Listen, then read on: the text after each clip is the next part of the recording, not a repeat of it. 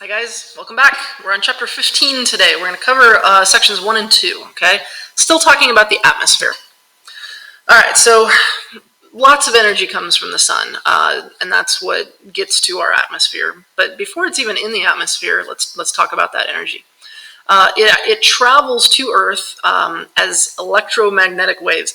These are really complicated waves that are hard to explain. We'll talk about them a little bit more in 8th grade. But they're very unique. You know, sound waves are almost like a physical wave. These electromagnetic waves are a lot harder to describe and a lot harder to define, okay? Well, you've got this list here. I've got a whole bunch of, let me get my pen. I've got a whole bunch of different electromagnetic waves here, okay? Radio waves, X-rays, those are all different types of electromagnetic waves. What we see, all the light that we see, is in this little visible spectrum right here. That's all the colors of the rainbow, okay? But we also get some energy outside of that visible spectrum, okay? We get a lot of infrared radiation from the sun that we can't see, but we can feel it as heat, okay? That infrared, these are all waves, right? That infrared radiation has wavelengths that are longer than red light, okay? So it's on this side of the rainbow, okay? Well, we also get some ultraviolet waves, and these are wavelengths that are shorter than violet. That's why it's called ultraviolet. That's actually the energy that causes sunburns and skin cancer. They're actually very harmful to us, which kind of makes sense. So these UV rays are right here next to the X-rays. You're not supposed to have too many X-rays, okay? That radiation that comes from the X-rays can actually cause problems if you have too many of them. And then, of course, these gamma rays, you know, that's what turns the Hulk into the Hulk or something like that. So we don't want those either. Okay, so once that energy gets into the atmosphere, there's a lot going on. We briefly talked about the ozone layer in the last chapter, and it has a really important role of absorbing that UV radiation. Not all of it, though, which is why we want to wear sunscreen when we go out, because it helps block that UV from getting into our bodies and causing harm, okay? We also talked about scattering a little bit, and this is basically the light bouncing off of all the stuff in the atmosphere. When you get outside of the atmosphere, and you can even see it in this diagram here, it's black, it's dark, because there's nothing for that visible spectrum to bounce off of. So you don't see it as light. It's only within our atmosphere where that light, where those electromagnetic waves of the visible spectrum can bounce around and we can see it. The shorter waves bounce more, they scatter more, and that's why this guy is blue. I posted a video for you guys last chapter. Go back and find that if you haven't watched it.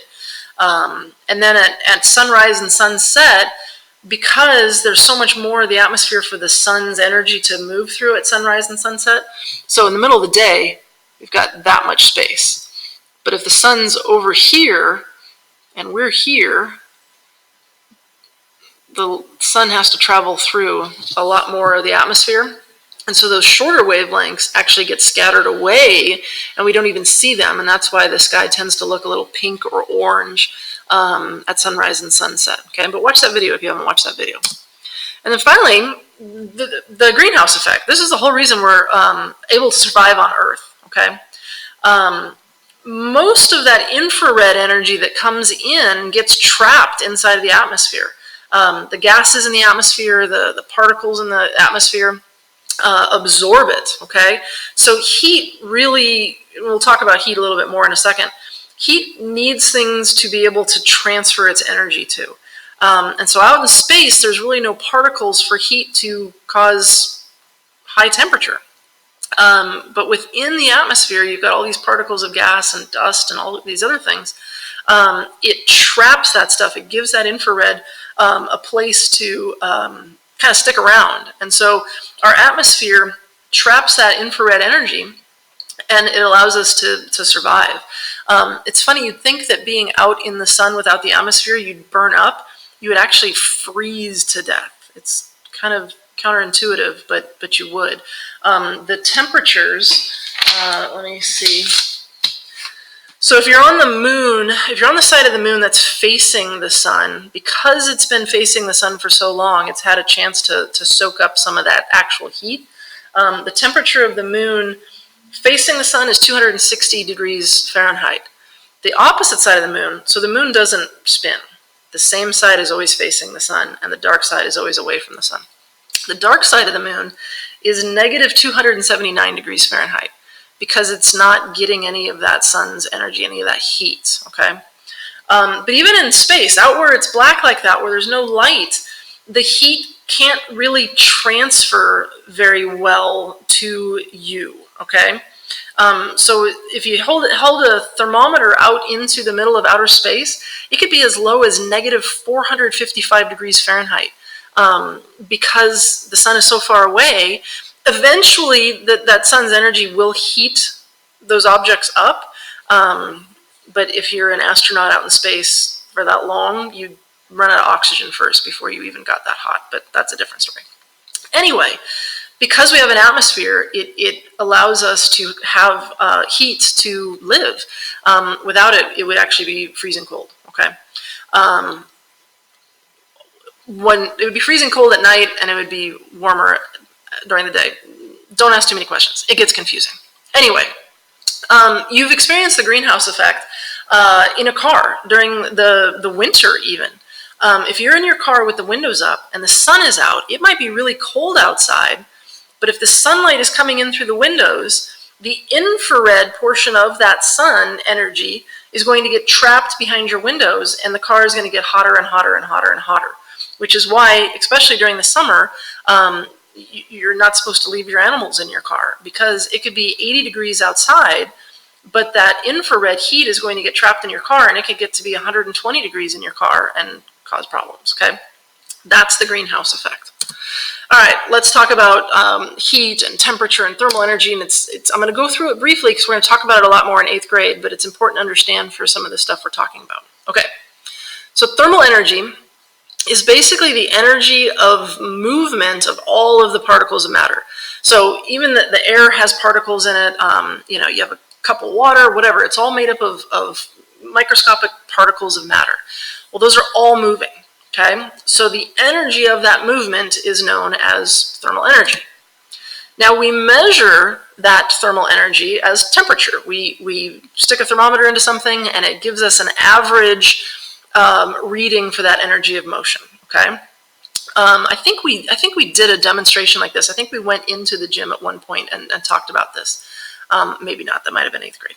In any case, the slower the particles are moving, the lower the thermal energy, and so the lower the temperature. The faster the particles are moving, the more thermal energy is, and so the higher the temperature, okay? And then that leaves us with heat, and scientifically, heat is not the same as what we talk about. We go outside, we'll say, oh, it's hot outside. There's a lot of heat, okay? That's conversationally. Scientifically, heat only refers to the transfer of that thermal energy.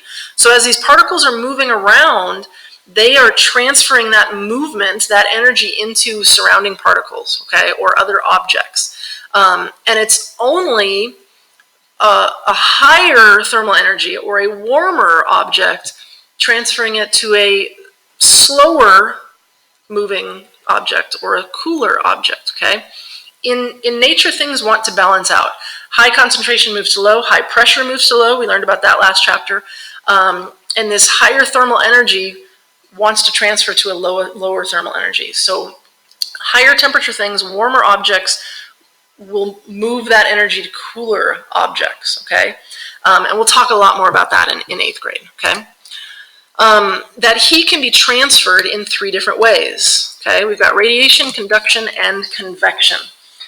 Radiation is the main type of transfer of the sun's energy to us, okay? Those electromagnetic waves are only transferring out in space up to our atmosphere through radiation, okay? And there's no contact with anything through radiation. It's just these waves of energy moving, okay? Conduction is the transfer through touch. So if you've ever burned yourself by touching a hot pan, that is conduction, okay? And then convection is through the movement of fluids, okay? With this pot of water here, the water down at the bottom is heating up first. It actually rises up here, pushes down the cooler liquid, and so that water actually starts moving around until it's all the same temperature. That also happens in our atmosphere. The air around us is considered a fluid, and so the air is moving based on its temperature. Remember, hot air rises, and so as air is warming up, it's becoming less dense and rising, and so it just causes the air to move a lot. And that's the main type of heat transfer within our atmosphere is convection, okay? But you can actually see all three types of heat transfer within the atmosphere, okay? It has to come through as radiation a little bit, okay? But a lot of it is through convection and the movement of those actual particles, okay? There's some conduction as the heat actually hits an object, okay? So as that radiation or that convection heat hits an object like the ground will actually heat up, okay? And if you've ever walked on warm sand, you can feel that heat. Or even during the summer, if you go out in the evening when it's a lot cooler, there's not as much heat in the air, the sidewalk will still feel very warm. And if you hold your hand down close to the surface of the street or the sidewalk, you'll feel some of that heat coming off of it. That's the conduction happening from the surface into the air directly above it. It's actually touching the air above it, okay? It doesn't go very far, though. The rest of that heat then gets transferred as radiation and convection. I know it's kind of confusing, okay? We'll get much more in depth in this in 8th grade. For now, just understand the basic definitions of these things and that all three types of heat transfer are present within our own atmosphere. And without the atmosphere, we wouldn't survive, okay? So thank you, God, for making an atmosphere. All right, that's all I got for you guys today. See you soon. Bye-bye.